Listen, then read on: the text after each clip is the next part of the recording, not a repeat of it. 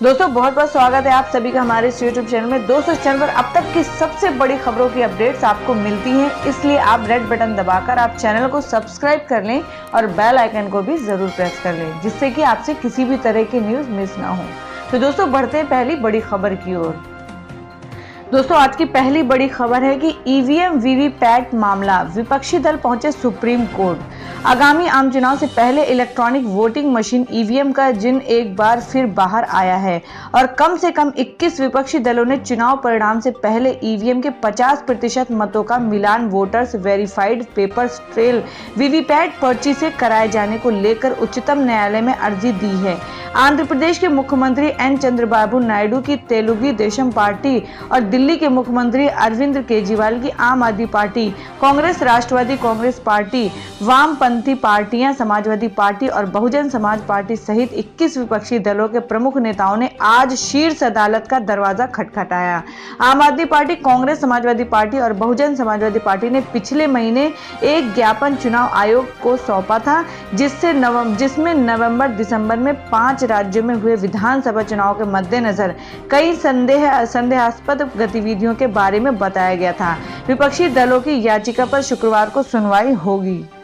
जी हाँ दोस्तों, अगली बड़ी खबर है कि मुंबई में सीएसटी स्टेशन पर फुटओवर ब्रिज गिरा, 5 मरे, भारी संख्या में लोग घायल, अफरा तफरी मची। मुंबई में Chhatrapati Shivaji terminus CST railway station पर गुरुवार को फुटओवर ब्रिज गिर जाने से 5 लोगों की मौत हो गई, जबकि बहुत से लोग घायल हो गए। घटनास्थल पर बचावकर्ता जारी है। मुंबई पुलिस ने ट्वीट कर कहा है, सीएसटी के प्लेटफॉर्म नंबर 1 उत्तर कोविटी लेन से जोड़ने वाला फुटओवर ब्रिज गिर गया, जिसमें 5 लोगों की मौत हो गई। घायल व्यक्तियों को अस्पताल पहुंचाया गया है। घटना के बाद रेल यातायात पर असर पड़ा है। रोजाना सफर करने वालों को वैकल्पिक मार्ग का इस्तेमाल करने के लिए कहा गया है। घटनास्थल पर पुलिस और एम्बुलेंस पहुंच गए हैं। मुंबई पुलिस ने हादसे में 3 लोगों की मृत्यु की पुष्टि की है। पुलिस ने बताया कि हादसे में 34 लोग घायल भी हुए हैं। घायलों को सेंट जॉर्ज और जीटी अस्पताल में भर्ती कराया गया है। हादसे के वक्त कई वाहन और लोग ब्रिज के नीचे से गुजर रहे थे। ब्रिज के मलबे में कई लोगों के फंसे होने की आशंका है। हादसे के समय पुल पर बड़ी संख्या में लोग मौजूद थे। शाम का समय होने के चलते दफ्तरों से वापस आने वाले लोग भी पुल का इस्तेमाल करते हैं। बताया जा रहा है कि इस हादसे में जिन 2 महिलाओं की मृत्यु हुई है वो जीटी अस्पताल की कर्मचारी थी। यह हादसा उस वक्त हुआ जब वह शाम को अस्पताल से घर जा रही थी। बचाव कार्य में जुटे एनडीआरएफ के मुताबिक 10 से 12 लोगों के मलबे में फंसे होने की आशंका है। क्षेत्रीय प्रतिक्रिया केंद्र के एक दल को घटनास्थल पर रवाना किया गया है। हादसे को लेकर रेलवे मंत्रालय ने कहा है कि ब्रिज बीएमसी के अंतर्गत आता है। हम घायलों की हर संभव सहायता कर रहे हैं। रेलवे डॉक्टर और अधिकारी राहत व बचाव कार्य में बीएमसी की मदद कर रहे हैं। जी दोस्तों, अगली खबर है कि लालू के बेटे तेज प्रताप पहुंचे वाराणसी, विकास को नकारा। राष्ट्रीय जनता दल राजद लालू प्रसाद के बड़े बेटे तेज प्रताप यादव गुरुवार को प्रधानमंत्री नरेंद्र मोदी के संसदीय क्षेत्र वाराणसी पहुंचे। इस मौके पर उन्होंने काशी विश्वनाथ मंदिर में दर्शन पूजन किया। उन्होंने कहा कि वाराणसी का विकास नहीं हुआ है। पत्रकारों से वार्ता में उन्होंने कहा कि 5 साल के दौरान वाराणसी में विकास नहीं हुआ है। प्रधानमंत्री के dream project Kashi Vishwanath corridor के सवाल पर तेज प्रताप यादव ने कहा, क्या काम हो रहा है ये मोदी जी ही जानेंगे और जनता सब देख रही है। लोकसभा चुनाव के बारे में उन्होंने कहा कि कांग्रेस से सीट बंटवारे को लेकर तेजस्वी और लालू प्रसाद बात कर रहे हैं। इनके मार्गदर्शन में सब ठीक होगा। वहीं दूसरी तरफ दिल्ली में हुई बिहार में महागठबंधन की बैठक के बाद राजद नेता तेजस्वी यादव ने मीडिया से बात करते हुए कहा कि महागठबंधन के सभी नेता आज एक बैठक के लिए दिल्ली पहुंचे थे। तेजस्वी ने कहा कि हमने सीट बंटवारे पर चर्चा की। हमारे बीच कोई भ्रम नहीं है, हमारे बीच सब कुछ स्पष्ट है। वहीं इससे पहले मंगलवार को कांग्रेस ने राष्ट्रीय जनता दल राजद को सम्मानजनक तरीके से सीट बंटवारा करने को कहा था। दूसरी तरफ राजद ने कहा कि कांग्रेस को जल्द से जल्द सीट बंटवारे को लेकर अपनी स्थिति स्पष्ट करनी चाहिए। कांग्रेस के वरिष्ठ नेता सदानंद सिंह ने कहा है कि कांग्रेस के साथ सम्मानजनक समझौता होना चाहिए। उन्होंने कहा, अगर ऐसा नहीं हुआ तो हमारा नेतृत्व सक्षम है। राहुल गांधी के नेतृत्व में कांग्रेस आगे बढ़ रही है। जिस तरह उत्तर प्रदेश में फैसला लिया गया, दूसरे राज्यों में भी फैसला लिया जाएगा। बिहार में कांग्रेस अगली कतार में खड़े होकर लड़ेगी। इससे पहले मीडिया में आई खबरों के अनुसार आरजेडी पहले 20 सीट पर चुनाव लड़ना चाहती थी, जबकि कांग्रेस 15 सीट मांग रही थी। लेकिन इसके बाद एक नया फॉर्मूला सामने आया। सूत्रों के मुताबिक आरजेडी को 17, कांग्रेस को 13, आरएलएसपी को 3, मुकेश सहनी की पार्टी को 2, जीतन राम मांझी को 1, समाजवादी पार्टी को 1 और 3 सीट लेफ्ट पार्टीज को देने की बात कही जा रही थी। जी हाँ दोस्तों, अगली बड़ी खबर है कि 10 दुष्यंत लोकसभा में भेजने का समय आया। दिग्विजय सिंह चौटाला बोले हैं कि आगामी लोकसभा चुनाव को लेकर जननायक जनता पार्टी के नेता एवं इंसो के राष्ट्रीय अध्यक्ष दिग्विजय सिंह चौटाला ने कहा है कि अब एक दुष्यंत नहीं बल्कि 10 दुष्यंत लोकसभा में भेजने का समय आया है, ताकि सभी मिलकर प्रदेश की मांगों व समस्याओं का लोकसभा में उठा सकें और केंद्र से हरियाणा का पूरा हल ले सकें। दिग्विजय चौटाला ये भरोसा दिलाते हुए कहा है कि जनता द्वारा जजपा के चुने गए सभी सांसद प्रदेश हितों को सर्वोपरि रखेंगे। वहीं दिग्विजय ने प्रदेश के किसानों से वादा करते हुए कहा है कि हरियाणा में जजपा की सरकार आने के बाद सबसे पहले सिंचाई के पानी के लिए नई तकनीक का प्रयोग करते हुए हर खेत तक पानी पहुंचाने की व्यवस्था की जाएगी। उन्होंने कहा कि प्रदेश का भाईचारा खराब करने वाली भाजपा का राज जनता ने 4.5 वर्ष तक देख लिया और अब भाजपा को देश व प्रदेश की सत्ता से चलता करने का समय आ गया है। इस वक्त को हाथ से न जाने दें। जेजेपी के झंडे के नीचे एकत्रित होकर लोकसभा चुनाव में भाजपा प्रत्याशियों को हराएं और जेजेपी प्रत्याशियों का जिताने के लिए जी जान से जुट जाएं। जी हाँ दोस्तों, अगली बड़ी खबर है कि महोबा में किशोरी से सामूहिक दुष्कर्म, 2 आरोपी गिरफ्तार। उत्तर प्रदेश के महोबा के सदर कोतवाली क्षेत्र में एक किशोरी से सामूहिक दुष्कर्म किया गया। पुलिस सूत्रों ने गुरुवार को यहां बताया कि बांदा जिले की निवासी 14 वर्षीय किशोरी मध्य प्रदेश में शादी समारोह से बुधवार देर शाम घर लौट रही थी। तभी महोबा में बस अड्डे से 3 युवकों ने उसे अगवा कर लिया और पास के एक मकान में ले जाकर दुष्कर्म किया। इसके बाद आरोपी उसे बेहोशी की हालत में छोड़कर फरार हो गए। उन्होंने बताया कि आज सुबह किशोरी को सड़क किनारे पड़ा देखकर लोगों ने पुलिस को सूचना दी। पुलिस ने उसे जिला अस्पताल में भर्ती कराया है। किशोरी के बयान के आधार पर पुलिस ने नरेश नामदेव और कासिम नाम के आरोपियों को गिरफ्तार कर दुष्कर्म और पॉक्सो कानून की धाराओं में जेल भेज दिया है। जी हाँ दोस्तों, अगली बड़ी खबर है कि स्मृति ईरानी ने किया सांसद निधि घोटाला, तत्काल दे इस्तीफा। कांग्रेस ने आरोप लगाया है कि केंद्रीय मंत्री स्मृति ईरानी ने सांसद निधि क्रियान्वयन में मानकों का उल्लंघन कर घोटाला किया है, इसलिए उन्हें केंद्रीय मंत्रिमंडल ने तत्काल हटाने उनके खिलाफ भ्रष्टाचार कानून के तहत प्राथमिकी दर्ज की जानी चाहिए। कांग्रेस संचार विभाग के प्रमुख रणदीप सिंह सुरजेवाला तथा गुजरात कांग्रेस के वरिष्ठ नेता शक्ति सिंह गोहिल ने गुरुवार को यहां संयुक्त संवाददाता सम्मेलन में कहा कि ईरानी ने सांसद निधि के क्रियान्वयन में मानकों का पालन किए बिना भारतीय जनता पार्टी के कार्यकर्ताओं के एक संगठन को काम दिया है। इस संबंध में आवश्यक निविदा प्रक्रिया का भी पालन नहीं किया गया और 6 करोड़ रुपए से ज्यादा का ठेका इस संगठन को दे दिया गया। उन्होंने कहा कि गुजरात में आनंद के जिला अधिकारी ने इस मामले की शिकायत केंद्र सरकार से की तो मामले की जांच कराई गई, जिसमें अनियमितता सामने आई।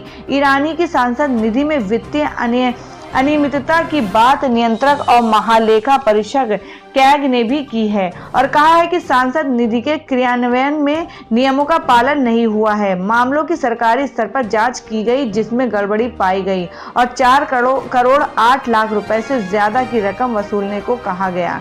प्रवक्ताओं ने कहा कि सरकारी जांच में भी केंद्रीय मंत्री की सांसद निधि में वित्तीय अनियमितता सामने आई है, इसलिए उन्हें नैतिकता के आधार पर खुद ही इस्तीफा दे देना चाहिए और यदि वह पद नहीं छोड़ती हैं तो वो तत्काल हटाया जाना चाहिए और उनके खिलाफ प्राथमिकी दर्ज होनी चाहिए। जी दोस्तों, अगली बड़ी खबर है कि करतारपुर गुरुद्वारे तक श्रद्धालुओं के लिए वीजा मुक्त प्रवेश चाहता है भारत। अटारी पंजाब, भारत ने पाकिस्तान से मांग की है कि वह करतारपुर स्थित ऐतिहासिक गुरुद्वारे तक जाने के लिए प्रतिदिन 5000 श्रद्धालुओं को वीजा मुक्त प्रवेश की सुविधा दे। यहाँ बृहस्पतिवार को हुई एक बैठक में भारत ने पाकिस्तानी प्रतिनिधि मंडल के सामने यह मांग उठाई। पंजाब के गुरदासपुर जिले एवं सीमा पार स्थित करतारपुर साहिब के बीच नियोजित गलियारे को खोलने पर चर्चा करने के लिए ये बैठक हुई। गृह मंत्रालय में संयुक्त सचिव SCL दास ने संवाददाताओं से कहा, हमारी तरफ से हमने शुरुआती चरण में कम से कम 5,000 श्रद्धालुओं को प्रतिदिन पवित्र गुरुद्वारा जाने की अनुमति देने की मांग की है। पुलवामा आतंकवादी हमले और फिर जवाबी हवाई हमले के बाद बड़े तनाव के बाद ये भारतीय एवं पाकिस्तानी शिष्टमंडल के बीच हुई पहली मुलाकात है। दास ने बताया कि भारत ने भारतीयों एवं भारतीय मूल के लोगों दोनों के लिए गुरुद्वारे तक पहुंचने की मांग की है। दास ने बताया कि भारत ने इस बात पर जोर दिया है कि गलियारे में आवाजाही पूरी तरह वीजा मुक्त होना चाहिए। उन्होंने बताया किसी दस्तावेज या प्रक्रिया के रूप में अन्य कोई बाधा नहीं होनी चाहिए। भारत ये भी चाहता है कि पाकिस्तान उन श्रद्धालुओं को भी गुरुद्वारे आने की अनुमति दे जो वहां पैदल जाना चाहते हैं। उससे पहले आए बयान में कहा गया था कि करतारपुर गलियारा खोलने के साधनों पर चर्चा करने के लिए भारत एवं पाकिस्तान के अधिकारियों के बीच बैठक मैत्रीपूर्ण माहौल में हुई। जी हाँ दोस्तों, अभी एक और बड़ी खबर आ रही है कि पाकिस्तान को ठिकाने लगाने के लिए करनी होंगी मसूद अजहर पर ये खास कोशिशें। जैश-ए-मोहम्मद के सरगना मसूद अजहर को वैश्विक आतंकी घोषित करने की भारत की राह में एक बार फिर चीन ने रोड़ा अटका दिया है। चीन की बदौलत वो पहले भी 2019, 2016 और 2017 में बचता आया है। इस बार भी संयुक्त राष्ट्र सुरक्षा परिषद में चीन ने इस पर तकनीकी अड़ंगा लगाते हुए भारत की उम्मीदों पर पानी फेर दिया है। चीन ने इस बारे में पहले ही कह दिया था कि इसमें UN के प्रस्ताव 1267 के नियमों का पूरी तरह से पालन किया जाना चाहिए। लेकिन यहाँ पर एक बड़े अहम सवाल का जवाब तलाशा जाना बेहद जरूरी है। पहला सवाल है कि क्या सुरक्षा परिषद में अजहर को वैश्विक आतंकी घोषित करने भर से ही क्या भारत की समस्या का समाधान हो जाएगा? जी हाँ दोस्तों, अगली बड़ी खबर है कि भारत और अमेरिका की पाकिस्तान को दो टूक, कहा आतंकवादियों पर हो स्थिर कार्रवाई। भारत और अमेरिका चाहते हैं कि पाकिस्तान आतंकी संगठन और उसके नेताओं को खिलाफ वास्तविक और स्थिर कार्रवाई करें। अमेरिका के राष्ट्रीय सुरक्षा सलाहकार का कहना है कि वह आतंकवाद के खिलाफ लड़ाई में भारत के साथ कंधे से कंधा मिलाकर चलने के लिए तैयार है। बुधवार को विदेश सचिव विजय गोखले के साथ बैठक के दौरान अमेरिका के राष्ट्रीय सुरक्षा सलाहकार जॉन बोल्टन ने भारत के प्रति अमेरिका का समर्थन व्यक्त किया। बैठक के बाद बोल्टन ने ट्वीट करके कहा, भारत के विदेश सचिव गोखले के साथ भारत प्रशांत क्षेत्र के लिए अमेरिका भारत रणनीतिक साझेदारी और हमारी साझा दृष्टि पर मुलाकात की। इसके अलावा ये बात दोहराई गई कि आतंकवाद के खिलाफ लड़ाई में अमेरिका भारत के साथ कंधे से कंधा मिलाकर चलेगा। पुलवामा हमले के बाद बोल्टन और अमेरिका के विदेश मंत्री माइक पॉम्पियो भारत अमेरिका संबंधों के प्रबल समर्थक बनकर उभरे थे। भारतीय दूतावास ने एक बयान में कहा है, दोनों देशों ने अपने नियंत्रण वाले क्षेत्रों में स्थित आतंकवादी समूहों के खिलाफ पाकिस्तान को ठोस और अपरिवर्तनीय कार्रवाई करने के महत्व को रेखांकित किया। साथ ही कहा कि सीमा पार आतंकवाद को अंजाम देने वाले इन समूहों के लिए उसे सुरक्षित पनाह बनने से इनकार करना होगा। हालांकि अमेरिका का यह समर्थन ऐसे समय पर आया है जब चीन ने एक दिन पहले चौथी बार मसूद अजहर को वैश्विक आतंकी घोषित किए जाने के मार्ग में अड़ंगा लगाया है। संयुक्त राष्ट्र सुरक्षा परिषद में अमेरिका, फ्रांस और ब्रिटेन ने मसूद को वैश्विक आतंकी घोषित करने का प्रस्ताव पेश किया था, जिस पर वीटो का इस्तेमाल करते हुए चीन ने इसे टेक्निकल होल्ड पर रख दिया है। उसका कहना है कि उसे प्रस्ताव की जांच के लिए अधिक समय चाहिए। 14 फरवरी को हुए पुलवामा आतंकी हमले के बाद बोल्टन ने भारत के अपने समकक्ष अजीत डोभाल से कहा था कि भारत के पास आत्मरक्षा करने का अधिकार है और हम आतंक के खिलाफ लड़ाई में उसके साथ हैं। सीआरपीएफ के काफिले पर किए गए आत्मघाती हमले में 40 जवान शहीद हो गए थे। इसके बाद भारत ने 26 फरवरी को तड़के पाकिस्तान के बालाकोट स्थित जैश के आतंकी कैंपों पर बमबारी करके उन्हें नष्ट कर दिया था। जी हाँ दोस्तों, अगली बड़ी खबर है कि प्रतिदिन 2 GB से भी मिलेगा ज्यादा डेटा, जाने बेस्ट प्लान। टेलीकॉम कंपनियां आजकल अपने प्लान से ग्राहकों को लुभाने में कोई कसर नहीं छोड़ रही हैं। देखा जाए तो कंपनियां ज्यादा डेटा, अनलिमिटेड कॉल और लंबी वैलिडिटी वाले नए रिचार्ज प्लान लगातार ला रही है और साथ ही इसके अलावा अलग अलग ग्राहकों की जरूरतों पर फिर बैठने वाले प्लान भी कंपनियां ला रही हैं। आपको रिलायंस, जियो, वोडाफोन और एयरटेल के इन प्रीपेड रिचार्ज प्लान के बारे में बता रहे हैं, जिनमें हर दिन आपको 2 GB या इससे ज्यादा डेटा मिलेगा। डेटा के अलावा इन रिचार्ज प्लान में आपको कॉलिंग और SMS बेनिफिट में भी मिलेगा। बता दें कि जो यूजर्स हर दिन ज़्यादा डेटा चाहते हैं उनके लिए एयरटेल के ये प्लान अच्छे विकल्प हैं। और एयरटेल के 249 रुपये वाले प्लान में यूजर्स को हर दिन 2 GB डेटा मिलता है। यहाँ इसके अलावा इस प्लान में अनलिमिटेड नेशनल कॉल और हर दिन 100 SMS भेजने की सुविधा मिलती है। इस प्लान की वैलिडिटी 28 दिन है। तो वहीं एयरटेल के 349 रुपये वाले प्लान में यूजर्स को रोजाना 3 GB डेटा मिलता है। इसके अलावा इस प्लान में अनलिमिटेड नेशनल कॉल और हर दिन 100 SMS भेजने की सुविधा मिलती है। इस प्रीपेड रिचार्ज प्लान की वैलिडिटी 28 दिन है। तो दोस्तों, खबरों से संबंधित सवालों के लिए हमें कमेंट करके ज़रूर बताएं और अगर आपको हमारा न्यूज़ पसंद आया तो एक लाइक ज़रूर कर दें। और आप किस राज्य से और किस शहर से हैं उसे भी कमेंट बॉक्स में ज़रूर लिखें, जिससे हम आपके राज्य और आपके शहर की हर न्यूज़ आप तक पहुंचा सकें। और देश में आप प्रधानमंत्री के रूप में किसे देखना चाहते हैं उसे भी आप कमेंट बॉक्स में ज़रूर बताएँ। और अगर आपने हमारे चैनल को सब्सक्राइब नहीं किया है तो रेड बटन दबाकर हमारे चैनल को सब्सक्राइब कर लें और बेल आइकन को भी ज़रूर प्रेस कर लें, जिससे कि आपसे किसी भी तरह की न्यूज़ मिस ना हो।